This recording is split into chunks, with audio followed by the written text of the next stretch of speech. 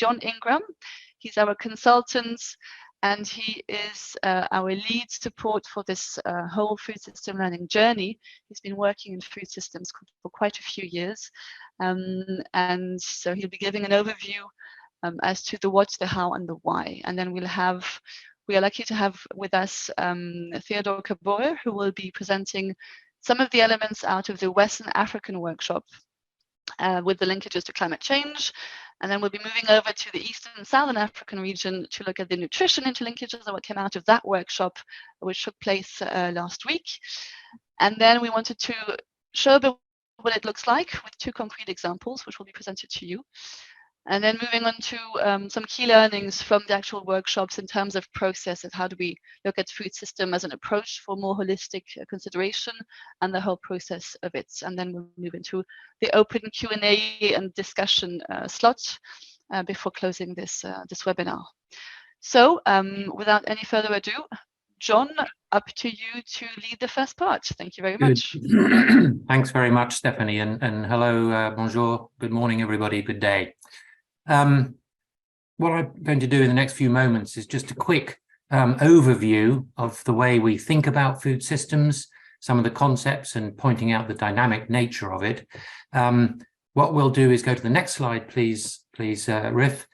But let's start with the question, what do we actually want from our food systems? Obviously, the food security dimensions, which are written here, we're used to these, but stability, sustainability, and agency are also important considerations in food security. But of course, we do want other things from the food system. Next, please, Riff. What we're really interested in is a wide range of societal interests, which our food system activities and outcomes deliver to society. And what we're going to be exploring during today and during the learning journey generally is how we manage the food system to better balance the range of outcomes that we thought we're hoping we can have. So moving on, please, Riff. What we're perhaps used to are diagrams like this, which show a range of food system, what we call activities. These are things that we do. Note we're all part of this diagram because we're all consumers, but also there are a range of other activities. Many people interested in primary production, fishing or farming will be on the call, but of course there are other areas in the system that we also need to concentrate on, such as processing and packaging and retail and this sort of thing.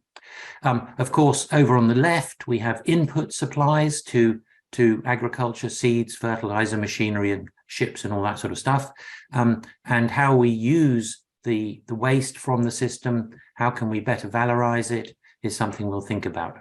So next, please.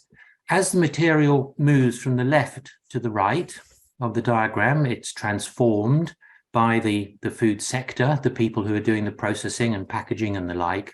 And this is a tremendous opportunity to think about the nutrition aspect of the food system. We can enhance the material, we can fortify it, but of course, we may also degrade it by, for instance, removing fiber. So we do need to think about the way that the material is transformed. On the next button, we see the second point, which is the added value that happens as we move from left to right, the opportunities for livelihoods, the wide range of small businesses, big businesses, people who are engaged in all of these activities, whose, of course, principal motive is their livelihood, other than the fact they are, of course, all consumers as well. So next one, please. What we've got here is a little diagram showing that we have our activities at the top, as we've just seen. And then on the next click, we see that it leads to our food security outcome. So the first point is that we think about the activities that lead to outcomes. On the next click, we see the link to the socioeconomic outcomes, the livelihoods I was mentioning, the profit, the social capital, et cetera, but also with the next click, we see that there are, of course, environmental outcomes as well. And this is the big issue that we'll be looking at in how we better manage our food system activities to harmonize and better balance the range of outcomes. So on the next click, we note that we've got trade-offs across the piece. It's something we struggle with. The important thing is to be aware that the trade-offs need to be made, need to be negotiated. But with the next click, we see the idea that we're really seeking synergies between the set of activity and the outcomes, so that an intervention in the activity set actually leads to what we commonly call a win-win, as opposed to just a negative for one side of the diagram. So on the next click, we've got the challenge, the balancing the what we want out of the system, but with the what we actually do, and therefore the what we get. And so in very simple language, that's capturing the notion of the trade-offs and the synergies. But we're dealing with a system. So this builds up in the next slide, please, which is showing the activities leading to the outcomes on the right. We now note that there are a wide range of drivers of the system, socioeconomic drivers, but also environmental drivers, and that these interact. And when they interact, they affect the whole system, and that's what we're trying to understand and work with. So on the next click, we note that the principal motive, the normal motive for most of us of adapting the activities, is to lead to more positive socioeconomic outcomes, which of course feed back to the drivers. So we could have a project that's focusing on enhancing nutrition or enterprise and business opportunity, for instance. But with the next click, we note that there is always as well an environmental feedback. And the point is, we may be focusing on the positive aspect for nutrition, but what actually is it going to do to land degradation, as an example? So that's really what we're dealing with, thinking about the dynamic in the system and how we can better manage the set of activities to deliver more balanced, more optimized basket of outcomes across not only food security, but also other aspects of social welfare and environment. So with the next click, we see a question of how do we actually transform the food system outcomes from currently not so good to what we'd like more good. How do we transform the food system outcomes from less good to more good? And we must remember that we need to have the balanced set across the food security outcomes, the other socioeconomic outcomes, and of course, the environmental outcomes. So what we're trying to do is transform the food system outcomes. On the next click, we see this means we need to adapt the food system activities. The food system outcomes will not just spontaneously transform, but only as a result of us adapting our activity. So we can adapt our consumption pattern, we can adapt our farming method, we can adapt our transport system, so that we adapt it in such a way that it transforms the food system outcomes in a more balanced way. So we're trying to optimize the set. But of course, the food system activities don't just spontaneously adapt. We don't just spontaneously adapt what we do, but in response to a signal. So on the next button, we see the notion of the signals, which are influencing us all at any time. And the signals can be an opportunity or a threat. Now, an opportunity might be a new business opportunity or a new technological innovation that we'd like to work with. The threat might be the prospect of a new piece of legislation coming down, or a climatic threat, or a demographic change, or whatever it is. But these are the signals that will cause the food system actors, as we call it in the jargon, the people who are doing the activities, to adapt the way they do those activities. Now, how do we therefore manage signals? So on the next button, we see the fact that the signals are derived from a combination of the context in which the system is operating, the major drivers, together with the policies. Now, the policies can be set by government, of course, but also the policies of business, the policies of NGO organizations, all interact with each other to combine with the overall context to generate the signal. So if the policy is to introduce, for instance, a opportunity for enhancing nutrition with fortification, that sends a signal to not only to the agriculturalists, but the people doing the processing, that they can adapt their method of processing by adding a vitamin or whatever it is. That's the nature of the signal. But because the system is a system, the next click shows that we have a feedback. And this is the challenge, because as the food system activities adapt, we begin to see the transformation of the outcomes which affect the context. And that's why the food system policies, on the next click, please, Riff, actually need to be continually reassessed in the context of the present. And one of the big challenges for policy formulation is that it often lags the feedback from the food system outcomes. And so it's often trying to catch up with the current system. And what we really need to be in a position of foresight so that we can help develop policies which are thinking forward rather than reacting to the present. So moving on, please. In the food system learning journey, we're using a similar diagram which captures a lot of these points I've just been making in a single image. You see in the middle the food system activities we've been talking, supporting services at the top and the institutional environment at the bottom. This is the food system. It, of course, is part of the human system, all the other aspects of society, and it's part of the natural system. That's all given. Over on the left, we see the major drivers which are affecting the system, and they, of course, interact all the time.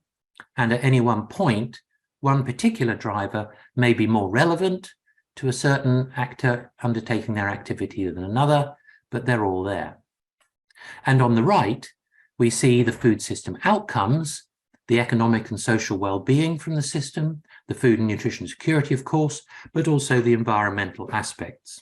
And along the bottom, we see the feedback loops I was talking about, so that as the outcomes are transforming as a result of adapting the activities, they feed back to the context that is the drivers. So this is the diagram we're using for the food systems learning journey, because it captures a lot of the points I've been making already. And it also allows us to map where particular projects and workshop focus is in relation to the drivers and the outcomes. So on the next click, we see the workshops in West Africa and the MENA region was interested primarily in climate, water resources, other environmental conditions like that. So we were thinking about drivers principally in those two workshops. And on the right, with the next click, over here in the East and Southern African workshop in Harare recently, we were principally focusing on one of the major outcomes, that is nutrition. So the idea of the diagram allows us to think about the drivers, the outcomes, but also where different projects are working. Now, a lot of the projects working in the network and across the STC community, of course, looking at agricultural issues and nutrition issues. And as we'll see later this morning, there are opportunities to map the areas of activity of individual projects, so we can not only see where we have got good activity, but also where there are gaps in the portfolio. I think I'll leave it there, Stephanie, if that's all right for now, but very happy to take questions later on in the Q&A. Back to you. Excellent, thank you so much. Yes, so for some of you, this is a reminder or a review of this approach, but we thought it was crucial to have everyone a bit on the same page, que tout le monde puisse avoir un aperçu aussi de ce qui était présenté précédemment et sur quoi on a travaillé pendant les ateliers. Donc, je vais passer directement la main au premier intervenant qui est Theodore Kabore, qui était notre expert pendant l'atelier au Mali pour la région de l'Afrique de l'Ouest, dans son rôle de coordinateur cluster pour la sécurité alimentaire. Théodore, directement à toi. Bonjour à tout le monde. Merci Stéphanie. Donc, j'espère que vous me recevez très bien. Parfait. OK. Good morning, everybody. Je vous parle un peu parce que je suis dans une autre réunion, donc j'essaie de faire une présentation assez rapidement. Donc, je vais demander de passer à la slide suivante. Slide. Oui, ici, alors j'ai remis une définition que beaucoup d'entre vous connaissent déjà, donc sur la définition de la sécurité alimentaire. Et je vais expliquer plus tard l'importance d'avoir mis cette définition, mais je voudrais faire mention de quelques éléments clés, en l'occurrence la question de l'accès physique, économique ou social, mais surtout l'accès à une alimentation suffisante et sûre et nutritive, parce que cela va être conditionné par beaucoup d'éléments. Je pense que John est revenu sur les éléments du système alimentaire, mais ces aspects d'accès à une alimentation suffisante, saine, sûre et nutritive est importante par la suite. Et comme l'a démontré l'ensemble des expériences dans les pays, l'aspect changement climatique a été fondamental. Donc, je vais faire un focus rapidement sur les éléments factuels des changements climatiques dans la région ouest africaine, bon, en général en Afrique, mais focus en Afrique de l'Ouest. Donc, slide. Clique une fois de plus. Donc, cette définition, elle est connue globalement universelle. Et quand vous regardez, on ne se limite pas seulement à la question de la production alimentaire, parce qu'on a, au-delà de la production, des aspects en lien avec la chaîne alimentaire, enfin, les systèmes alimentaires, notamment les questions d'accès économique, les questions d'interaction sociale. Hein, quand on prépare un repas, voilà, ça va dans différentes directions, l'utilisation peut être différente, etc. Slide, on peut aller à la slide suivante. Donc, pour démontrer une des réalités des changements climatiques, un des aspects clés, c'est d'apporter l'évidence sur les évolutions des températures. Et le graphique ici indique donc les relevés de température en Afrique sur la période de 1900 à 2000, donc sur une période de 100 ans. Et comme vous le voyez sur le graphique, c'est très clair que l'augmentation de la température en Afrique est beaucoup plus rapide, beaucoup plus importante que la moyenne de la hausse de température à l'échelle mondiale. Et cette tendance, en tout cas pour ceux qui vivent dans notre sous-région, cette tendance s'est confirmée dans la plupart des pays où on voit qu'on tend très rapidement vers une hausse de température, un réchauffement de la température qui s'approche de 1,5 degrés Celsius. Donc, ce qui est une situation extrêmement critique. Et parce que cela a un impact sur les systèmes de production, sur les systèmes de conservation, sur les systèmes de transformation et même sur la consommation. Donc, tous les éléments du système alimentaire vont être impactés par cette hausse de température parce que, du coup, on ne pourra plus produire certaines spéculations. On va faire face à une détérioration, une dégradation plus rapide de certains produits périssables. Et on a une multitude de produits périssables. Et donc, sur l'ensemble du système alimentaire, avec des infrastructures assez faibles, cette hausse de température va impacter directement la sécurité alimentaire. Slide.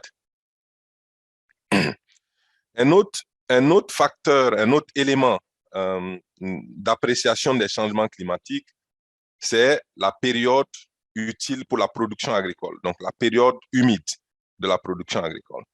Donc, quand vous regardez, donc il y a eu plusieurs modèles qui ont été utilisés pour prédire un peu l'évolution de cette période de croissance, de cette période humide en Afrique.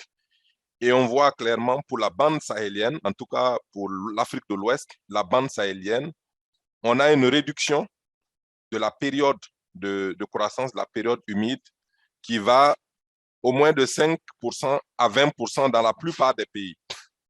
Donc, dans la plupart des pays, vous avez une réduction de cette période humide, de cette période de production. Et il est très clair que cela va impacter les systèmes de production. Parce qu'on aura soit un démarrage très tardif de la saison des pluies, soit un arrêt précoce de la saison des pluies. Donc, ce qui veut dire qu'on va faire face à des situations de moindre production dans certains cas si les systèmes de production ne sont pas capables de s'adapter. Évidemment, la recherche est en train de travailler pour mettre en place un certain nombre de variétés qui s'adaptent, mais cela reste très problématique dans la mesure où on continue de faire face à une réduction de la saison des pluies, la durée de la saison des pluies. Et donc, vous allez faire face, quand vous avez des variétés qui ont besoin de 90 jours ou 100 jours humides pour la production, si vous en avez 70, évidemment, vous allez terminer avec des céréales, par exemple, sans grains ou avec des grains qui ne sont pas bien remplis, et donc sur les rendements au niveau des pays. Et on l'observe également de façon, on va dire, périodique, hein, où on a d'une année sur l'autre une baisse de la production par endroit une hausse en fonction, évidemment, de l'effectivité de ce facteur-là. Slide.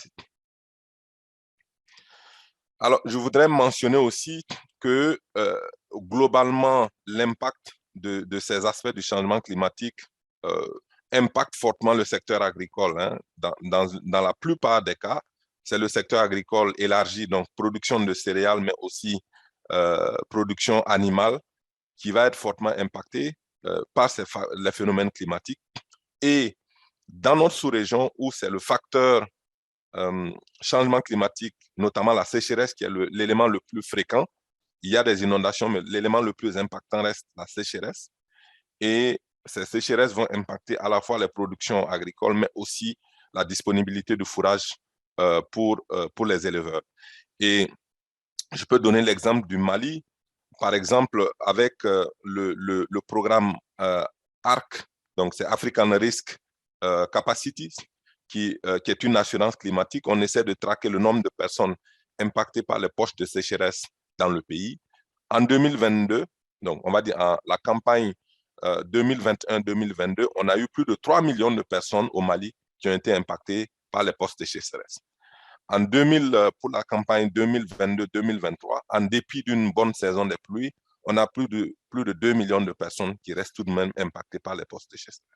Ce qui est extrêmement important dans la mesure où on a très souvent des populations qui sont déjà vulnérables du fait de la cyclicité des chocs, et donc un choc additionnel dégrade et creuse davantage la vulnérabilité et donc l'insécurité alimentaire.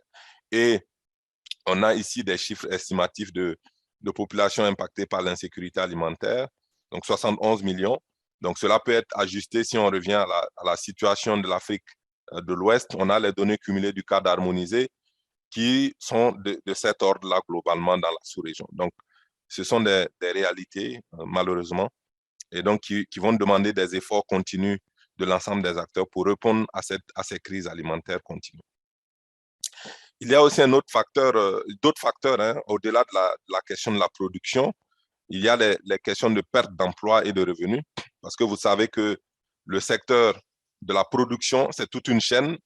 John a sans doute expliqué tous les éléments, tous les acteurs en lien avec le système alimentaire.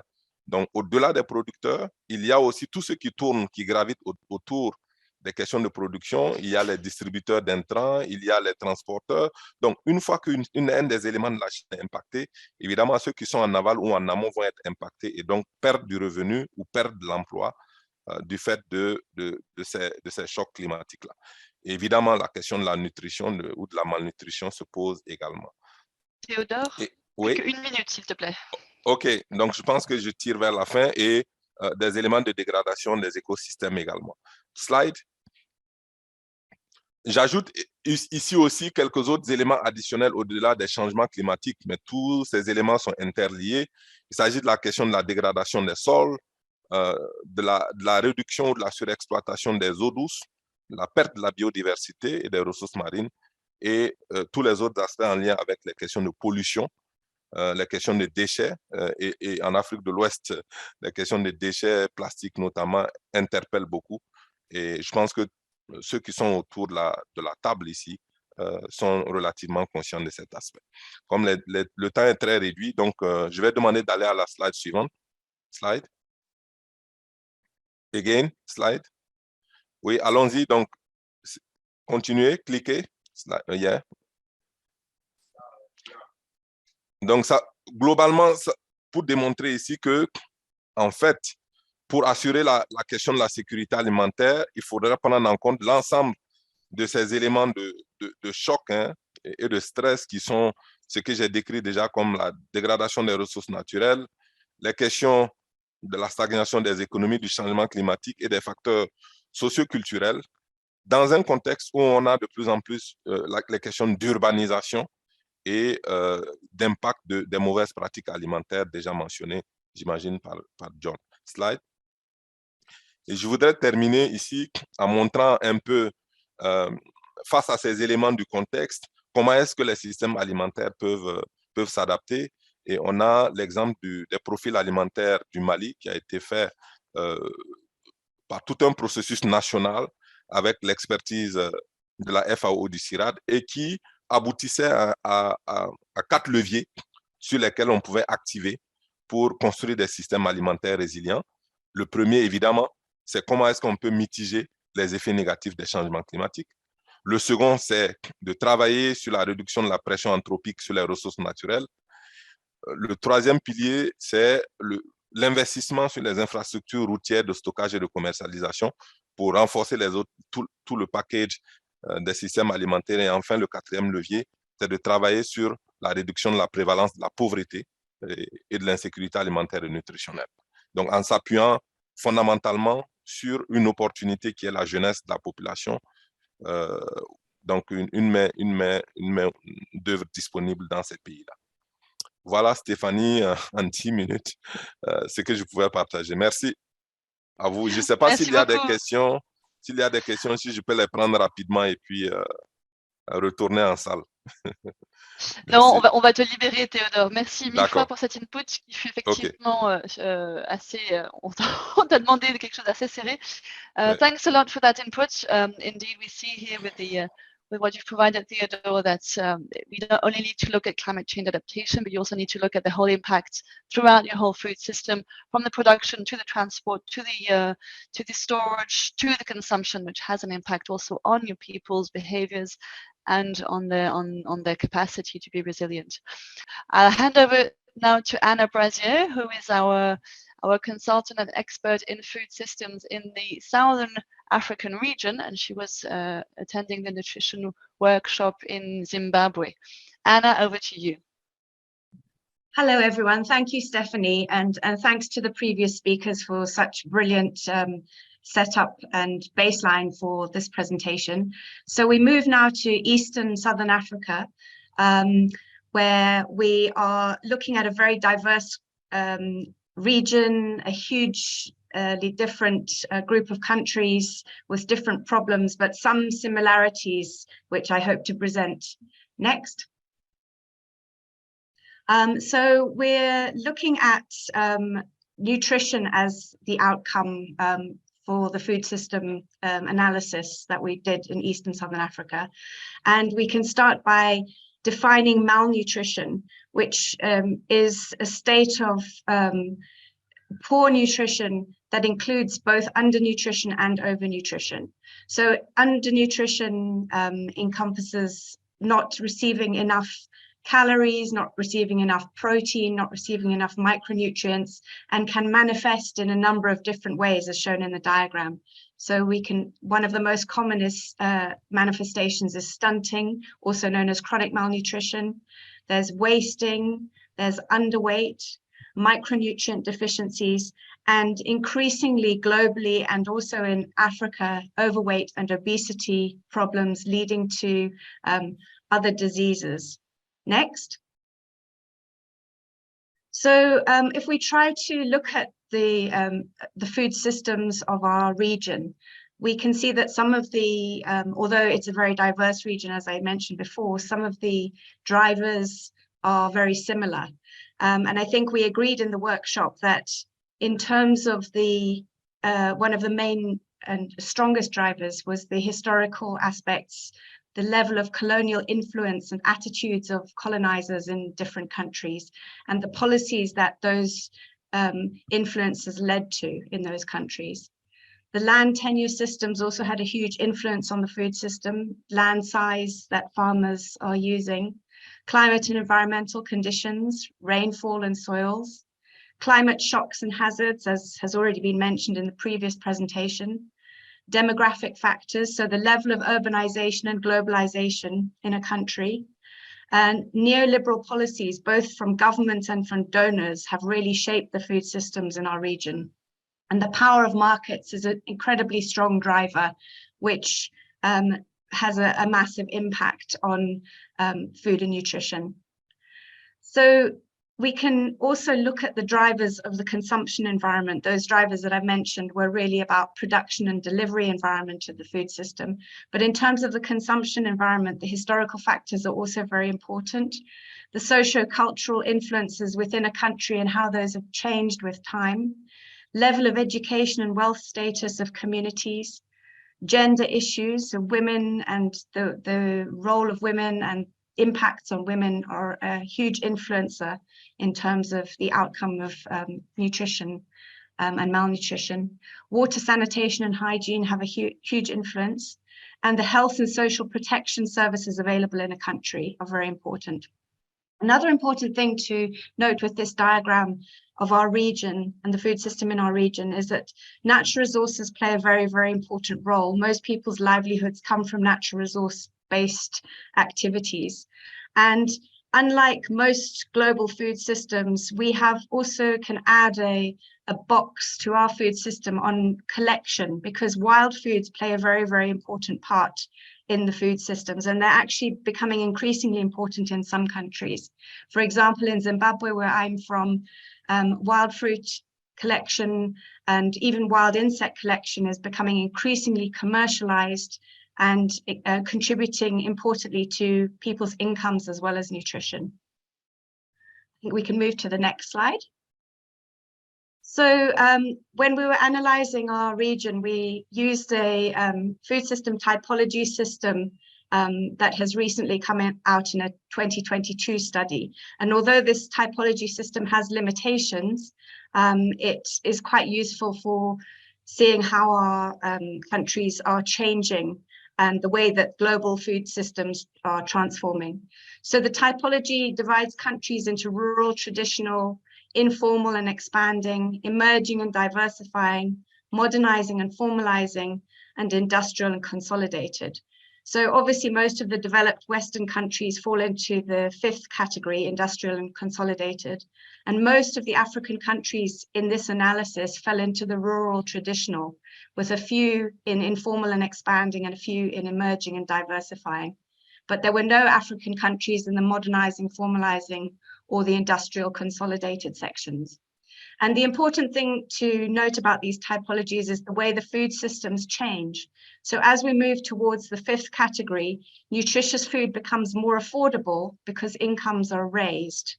Higher production and consumption of animal products is another trend. Less plant-based foods and staples are consumed. Fewer people are employed in agriculture and more are employed in processing and food services. Land holdings increase and mechanization increases with more inputs being used.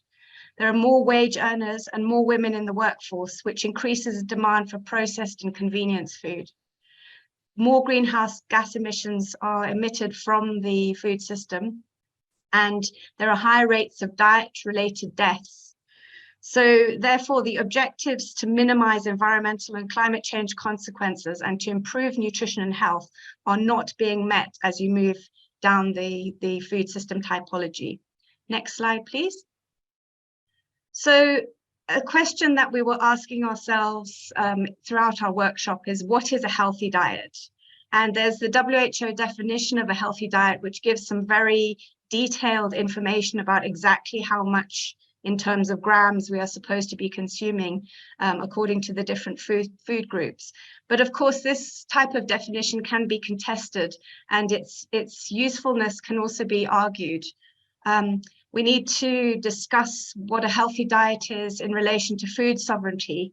A healthy diet also needs to be culturally and agroecologically appropriate. A healthy diet needs to be sustainably produced.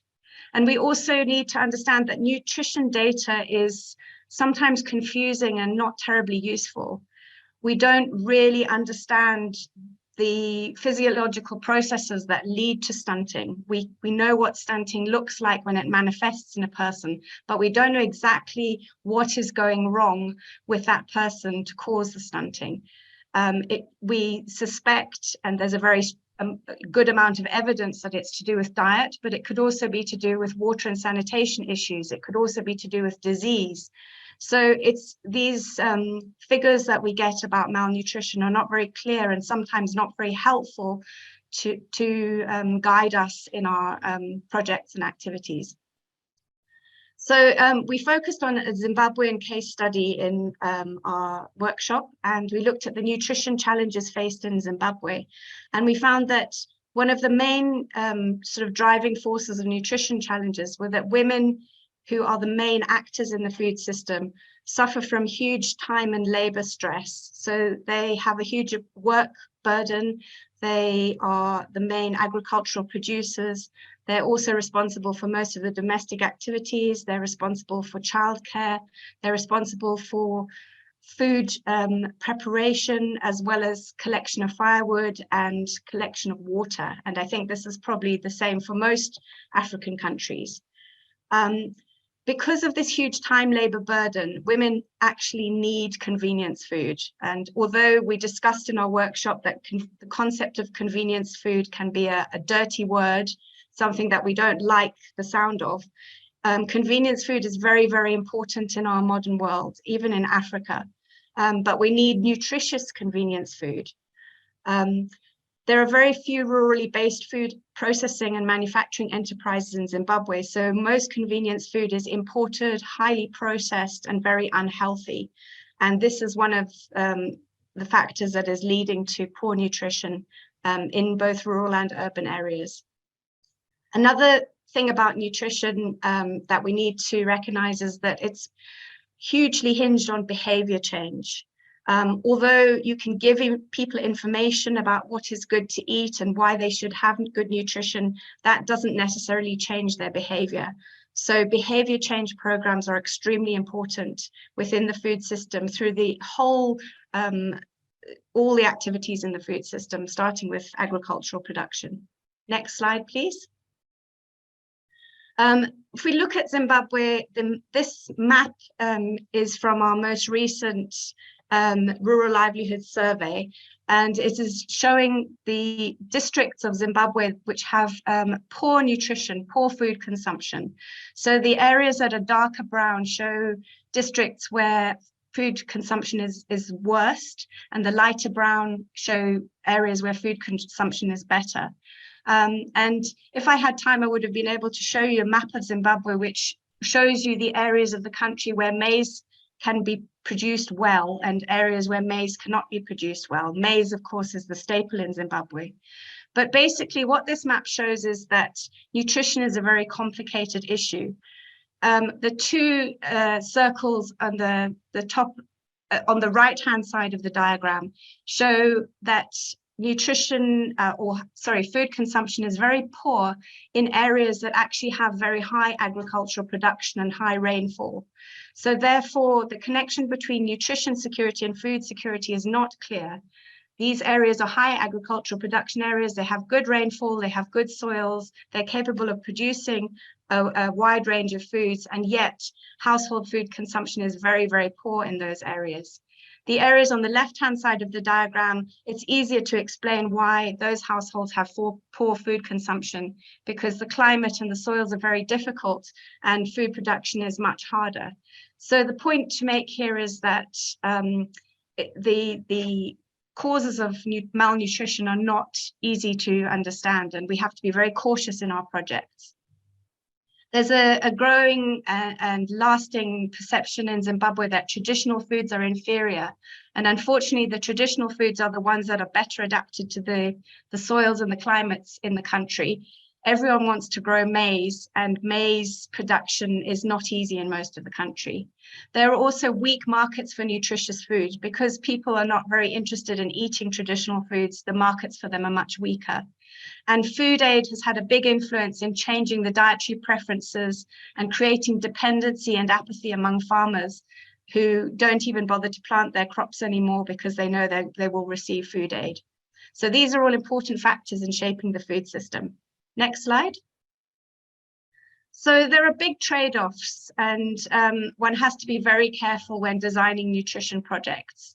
If you design a project that increases incomes, example, by encouraging farmers to grow cash crops, which promotes economic growth, your major trade-offs are going to be massive environmental degradation and poor nutrition. Better incomes often lead to worse diets, not better diets. And this is what we found in several studies in Zimbabwe. So that's a very, very important point. Another action that is very increasingly common now is to try and promote diversification of production and agroecological systems, which are excellent for environmental protection, and one would hope that they would also improve nutrition. But the big trade-off with those actions is that they increase the labor burden on women who have less time to produce and less time to prepare nutritious foods. So we really have to consider the trade-offs when designing our activities. Next slide. So the key takeaways from our workshop are that nutrition-specific and nutrition-sensitive approaches are both important, but they need to work together. They need to complement each other. Communities may be producing a lot of nutritious food, as we found in some studies of high agricultural production areas in Zimbabwe, but that doesn't mean that the food is necessarily being consumed. If you get communities to produce a lot of nutritious food, that food could be shipped out of the community and sold to external markets. So you have to be really careful to address these issues in project development. Production, in other words, value change, does not mean consumption. So improving value chains, improving nutritious value change doesn't necessarily mean people are going to be eating that nutritious food. Increasing people's wealth does not necessarily improve their diet and often makes it worse. And we saw that with the food typologies. As the food system changes, as incomes increase, diets become worse, even though nutritious food is more affordable. There needs to be more focus on building local markets for local products. So in projects that do have market interventions, building export markets or markets to urban areas doesn't really help people in rural communities. It just encourages the food to be shipped out of the rural communities. And in Zimbabwe, for example, we now have rural food deserts, where the precise areas where most of the nutritious food is being produced actually makes the food less available. And the very people who are producing the nutritious food are the ones who are suffering with malnutrition. I think that's the last slide. See if there's another one. Okay, yeah, that's the last slide. Thank you very much. Thank you, Anna, and thank you for these different comments and observations, also based on your own experience and the studies you've led. C'est vrai que c'est assez impressionnant de se rendre compte en fait de ces liens qui ne sont pas directs entre nutrition et ou entre ce qui est produit, ce qui est consommé, entre les besoins culturels, entre notre système alimentaire et notre objectif final. Et il ne s'agit pas juste de produire un nombre de calories ou de grammes, mais rentrer dans tous ces liens et ces compréhensions. Merci beaucoup. I think we'll now move on to 2 examples we wanted to give you, basically to see a bit what it actually looks like to consider climate change and nutrition in your food system and your whole food chain also. We have a first example here by with Veronica Massawe from sorry, apologies. First example is from Western Africa with Abel Gouba. Next slide, please. Who will be presenting to us a project. So he's based in the SDC office in Burkina, and he'll be presenting to us his projects on supporting forest products to increase nutrition and food security. Abel, je te passe la parole. Bonjour à toutes et à tous, et merci également de nous donner l'opportunité de partager notre intervention en soutenant les efforts du gouvernement du Burkina Faso dans le cadre de l'amélioration de la sécurité alimentaire et nutritionnelle et par la valorisation des produits forestiers non ligneux. Est-ce qu'on peut passer au slide suivant? Next. Voilà, encore l'autre slide. Voilà, donc avant d'aborder le sujet, pour nous, c'est de vous camper le contexte dans lequel le projet intervient. En l'occurrence, il faut comprendre que le Burkina Faso, c'est un pays sahélien et à faible revenu, et on a également des ressources minières très limitées. Et c'est vrai que l'économie repose sur l'agriculture, et même si les exportations aurifères prennent de l'ampleur, progressent de nos jours. Cependant, il faut comprendre que ce secteur agricole est soumis aux conditions climatiques. Et il faut savoir que nous avons une seule campagne de saison de pluie, une seule saison de pluie qui dure au maximum 4 ou 5 mois comme ça. Donc, ça fait que systématiquement, toute l'année, il y a beaucoup plus quand même la question de l'eau, la question d'alimentation, la question de disponibilité alimentaire, surtout pour ce qui concerne les feuilles fraîches.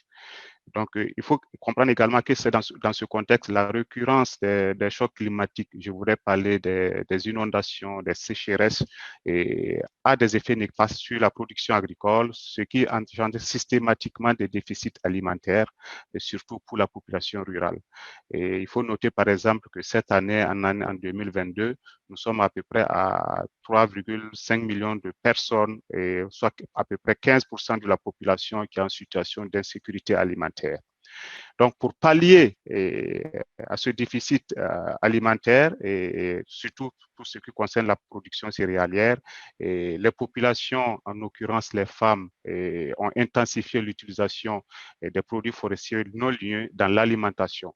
Il faut dire que ce sont des produits de cueillette qui sont facilement accessibles et qui améliorent la qualité de l'alimentation et qui procurent également des revenus supplémentaires aux populations. Donc, c'est dans ce contexte que la coopération suisse, donc la SDC au Burkina Faso, veut contribuer à améliorer la situation alimentaire et nutritionnelle et accroître également les revenus des populations en se basant sur la valorisation des produits forestiers non lieux.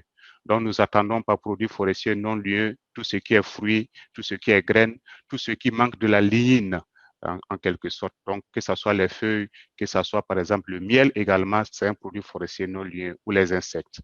Donc, pour atteindre cet objectif, pour nous, il s'est agi d'améliorer surtout les modèles de production domestique.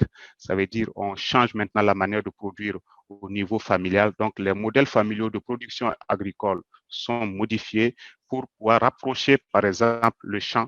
Donc, voilà, le champ, les parcelles cultivables des concessions, et également dans l'optique d'améliorer la situation alimentaire. Autre aspect également, c'est de travailler à faciliter l'accès au marché, et surtout pour ces populations qui sont marginalisées dans la perspective d'améliorer les revenus. Et également tout en prenant en compte la question de la gestion de la première ressource, ça veut dire la ressource forestière même, en travaillant à ce que toutes les pratiques que nous allons aborder et que nous allons conduire puissent être des pratiques respectueuses qui atténuent également les effets liés au changement climatique et qui contribuent surtout à préserver le patrimoine culturel. Donc, j'insiste également sur le mot culturel parce que également, c'est dans la nature de nos populations rurales de penser que c'est par la culture, c'est par nos pratiques également culturelles que nous pouvons conserver et améliorer notre revenu. Next. Donc, pour ce projet, il y a un certain nombre de résultats qui ont été atteints. Et donc, il faut rappeler que le projet est parti d'une initiative, quand je parlais de la crise alimentaire de 2008-2009, et également de la crise alimentaire qui sévit également depuis 2021. Il faut savoir que pour ce qui concerne des modèles familiaux, dont je citais plus haut, de production, il faudra comprendre que ce sont les femmes qui sont à charge de la cueillette pour les produits forestiers non lieux, de la transformation, de la commercialisation et de l'utilisation de ces produits forestiers non lieux dans la cuisine. Donc, il faut considérer que les femmes ont une place importante, par exemple, au sein des ménages en matière de ce qui concerne la question d'alimentation, mais également en ce qui concerne la capacité à gérer les revenus pour le bien-être de la famille. Donc, en appuyant, par exemple, la promotion des produits forestiers non lieux à travers un outil que nous appelons les jardins nutritifs, et cela permet déjà d'avoir un bon moyen de disponibiliser sur une longue période des feuilles fraîches pour l'alimentation, parce qu'il faut, comme je disais, la saison est très courte et à partir d'un certain moment, si vous n'avez pas les feuilles fraîches, tout le monde connaît la qualité nutritive de ces feuilles fraîches-là, et en ce qui concerne les sels minéraux, en ce qui concerne certaines vitamines.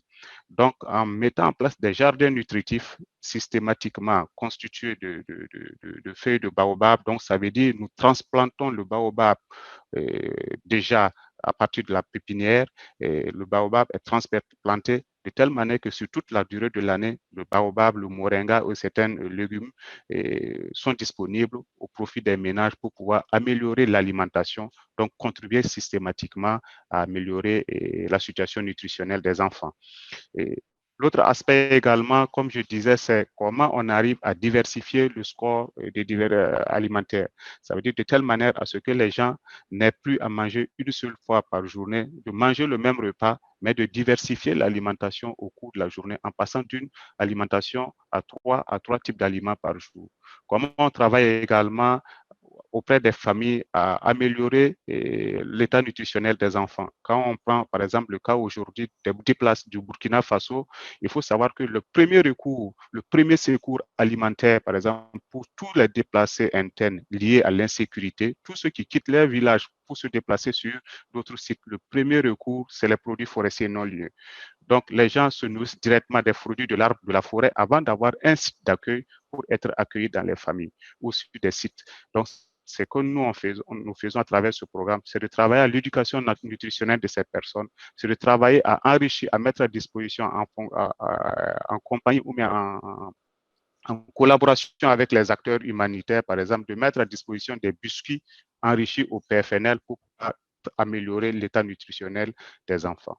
D'autres aspects également, comme je disais, au-delà de l'autoconsommation et des feuilles fraîches récoltées au niveau des jardins nutritifs, il faut comprendre que ces feuilles fraîches sont transformées et commercialisées au niveau des marchés locaux, ce qui permet d'améliorer un revenu, de donner un revenu additionnel et tout en construisant la chaîne d'approvisionnement alimentaire au niveau des PFNL. Il faut savoir que ça, c'est un projet innovant parce que les produits forestiers non liés, voilà, au niveau du Burkina, n'étaient pas dans les années passées cités comme les filières stratégiques en termes de développement.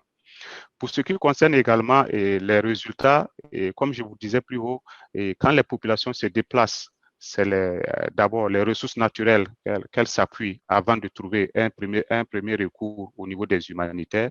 Donc, ce que nous travaillons à sécuriser les sites forestiers, nous travaillons à la régénérescence naturelle assistée des forêts pour pouvoir maintenir la matière première. Nous travaillons à la mise en défense donc, de certains espaces de manière à rendre disponible la matière première. Nous constituons également des parcs à carité. Next. Et donc, au terme de ces Abel, résultats, oui. Abel, 1 minute, s'il te plaît. Ça marche. Donc, pour nous, le défi, c'est favoriser l'accès. Donc, John l'a dit, l'accessibilité. Voilà, comment on arrive à mettre à disponibilité, à faciliter un accès à une alimentation saine. Et pour nous également, ce qu'on veut sur ce slide, là où je voudrais insister, c'est le fait que dans la chaîne d'approvisionnement, la question de connexion, du réseautage des acteurs des chaînes d'approvisionnement doit être basée sur des modèles d'affaires fiables et viables. Ça, sur cet aspect, il faut comprendre que, de par le pratique, dans la chaîne d'approvisionnement, ce sont beaucoup plus les acteurs centraux qui sont concernés. Mais dans notre approche maintenant, nous allons travailler à ce que tous ceux qui gravitent autour de la chaîne principale, donc du maillon principal, que ces personnes-là soient prises en charge, prises en compte dans la politique d'approvisionnement, de telle manière à disponibiliser autant que possible l'alimentation au moment qu'il faut et de manière plus rapprochée aux populations. Et également, la question également pour mitiger les effets du changement climatique, c'est la question de travailler à limiter la pression anthropique de telle manière à ce que les ressources forestières restent toujours disponibles pour pouvoir continuer à valoriser la PFNL. Voilà de manière très succincte ce que j'avais à partager avec vous en termes de contribution de la DDC dans l'amélioration de la sécurité alimentaire et nutritionnelle des populations au Burkina Faso. Merci Stéphanie. Merci beaucoup, Abel. I'm afraid the translation didn't work here also. We'll be putting all this online, so you'll be able to then get the full version of it also for those who missed it. Merci beaucoup, Abel. Effectivement, magnifiques exemples de comment l'intégration de tous les acteurs de la chaîne alimentaire, mais du système alimentaire dans son entièreté est nécessaire. I will hand over now the floor to our next presenter for the second project, which is from the Eastern and Southern African region. So from Veronica Massawe, she works for SwissAid Tanzania, and she's in charge, also one of the partners working on the Crops for HD project. Veronica, I'll let you take over. Thank you very much, Stephanie. Good morning, good afternoon, good evening, everybody. My name is Veronica Massawe. I'm working with SwissAid in Tanzania as program officer, and today I'd love to share with you the Crops for HD project as one of the examples. And Crops for HD stands for Consumption of Resilient Orphan Crops and Products for Healthier Diets. Next, please. So Crops for HD project is implemented in 4 countries, including Tanzania, Chad, Niger, and India. And it is under a consortium of SwissAid, FIPOL, and AFSA. It is a 10 years project with 3 phases. Now we are in phase 1 and in a second year of implementation. The key beneficiaries for this project are actually 8,000 peasants who are main producers and about 30,000 consumers. Next, please. So the key drivers for Crops for HD project are actually growing poverty due to a number of challenges, including climatic uncertainties, biodiversity loss, growing population, and malnutrition. And to in a implementation strategy, this project applies the participatory learning and action to creating the direct linkages between farmers and producers. The project works around 3 main components, which are pull, push, and policy. And the key component of the project is actually pull component, which deals more in increasing demand for the products and creating market connection between farmers and the consumers, which now feeds into the push component, which is more on production to increase the production and productivities of the crops that we are working with. And here we are talking about 12 neglected and underutilized crops, which are growing under agroecological farming practices. And the last but not the least component is policy, which now focus more in creating enabling and conducive environment for farmers to engage in policy dialogues. Next, please. So into the second year of implementation of Crops for HD, I'd love to share with you key successes. And for this, I'll focus more on what is happening in Tanzania for both success and the challenges. So we developed neglected and underutilized species, the crops that we're working with. We developed the nutritional profiles, and in this profile, one profile that was really interesting was that of Bambara bean, and I'll give example of that in the success that we have so far. So Bambara bean is what is considered to be a complete meal because of its composition. It is rich in carbohydrates, protein, dietary fibers, and other nutrients, and also can be used as a complete meal, especially in the areas with food insecurities and malnutrition. And we have developed some products based on the profiles that we developed. And one of the products that has been developed is Bambara bean flour that can be used in different dishes, including porridge, ugali, or sata, as known in other regions. So one interesting, these products are already in the local markets at the project areas, but they are in the final stage of production development so that they can be upscaled and sold in the peri-urban and urban areas. So to increase the awareness and consumption of this product and other products in the project, we have been conducting some of awareness creation campaigns. And one of interesting campaigns and activities is cooking demonstration, whereby the nutrition experts work together with the community health workers to demonstrate how to prepare some dishes so that the nutrients in these products are retained. And one of interesting dishes that has been prepared and has gained popularity in the project area is porridge that is made from the Bambara bean flour. It has other ingredients such as finger millets and other ingredients. And this has been consumed by the community, especially children under 5, lactating and pregnant women. And now these are sold in the marketplaces, in the bus stands, in the bus stations, etc. So another key success is that we have been able to link about 1,008 peasants directly with consumers through different channels, including bringing the consumers directly at the farm gate, but also through different exhibitions and shows. Next, please. So with all the progress that we have made so far, there are key challenges, and one of them is loss of agrobiodiversity. We conducted a survey, and one of the key findings was that the number of these new varieties that are grown in the project area are actually low or less than what we had expected. And therefore, there is a need for the diversity at the varietal level, which will help us now to find the varieties that are best adapted to the climate changes. Another challenge is the culture and beliefs. So in the areas of implementation, there are some beliefs that insinuate that growing Bambara bean stops rain, and that poses as a challenge as we are looking for to increase production of these new crops, which are highly nutritious.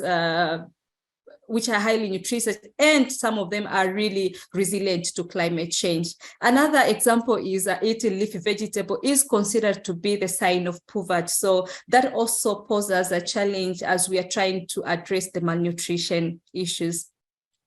Another challenge is a lack of reliable nutrition status. So it is really difficult to tell when we are making progress because there is not much that we can compare with. And this calls for more coordination with other stakeholders in the region who are working on the nutrition and climate change so that at least we can have reliable nutrition status data. The last but not the least is that both our intervention, both on climate change and in nutrition, they are behavioral change in nature, and therefore they requires time to realize the impact we are making in the project area. And that brings me to the end of my presentation. Thank you very much, and back to you, Stephanie. Thank you very much. I wouldn't even know where to start. I think this is one of the examples also which proves just how interlinked everything is and these different levels of understandings you need to have in your food system and the trade-offs, but also the entry points as to moving forward for the goal of your intervention. I think I'll hand straight over to John now to provide his own level of feedbacks as to the workshops and what we've been learning and hearing along the way on this food system approach. John, over to you. Thanks very much, Stephanie. Well, goodness, what wonderful examples and presentations we've had already. Obviously, a huge amount of insight and experience and knowledge reported and discussed in the workshops. How can we distill from that wealth of information some of the key learnings? I'll share with you some of the thoughts I've had. Next, please, Rif. So here we have the first real point is that the food system framework helps us. It helps not only individuals, but it helps organizations. A few points that I stressed earlier today clearly differentiate between the activities and the outcomes, the what we do and the what we get.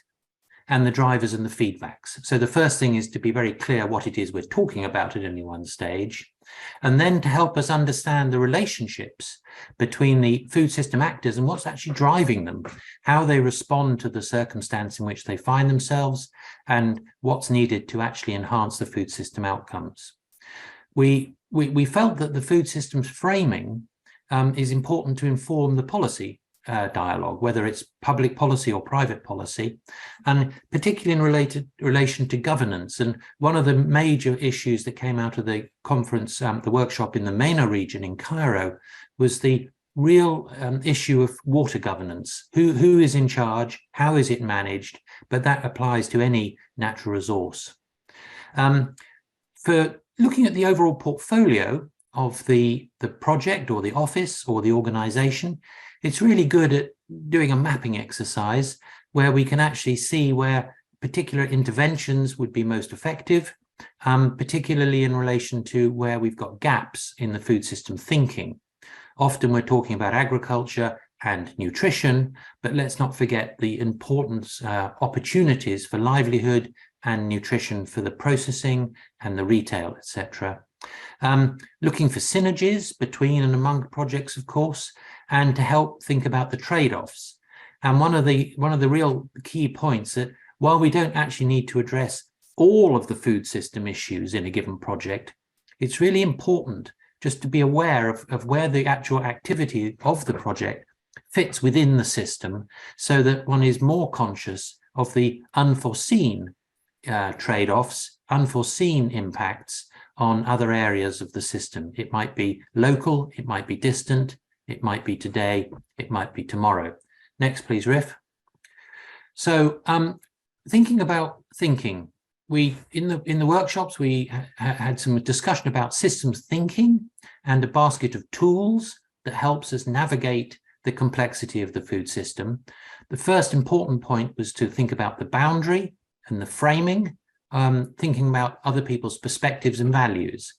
And this was very important and is one of the key aspects of system thinking.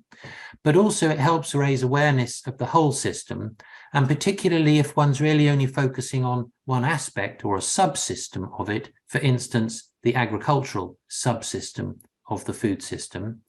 Other tools we explored, those in the workshops will remember the Batwove idea, which was a way of thinking about trade-offs, particularly identifying the people or the aspects of the system that will have a negative impact, and also to think about how we identify and manage stakeholders and think about project design with a technique called backcasting. Those of you will remember that.